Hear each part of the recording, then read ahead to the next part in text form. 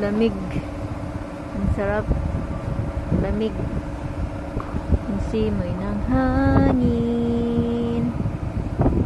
Yan.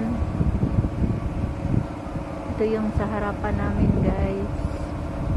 Diba yung bahay na dyan, hindi pa linilipatan.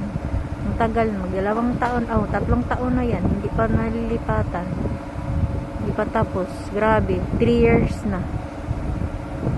Ang tagal, no? Ang tagal talaga. Ito naman doon, sinira na naman yung mga daanan para lang may matatrabaho ang mga government. At dito naman yung bahay ko din, yung pintuan, pinaayos. Hindi pa tapos talaga, nag-renovate yung bahay namin. Iwan ko kung kailan to matapos. Ay,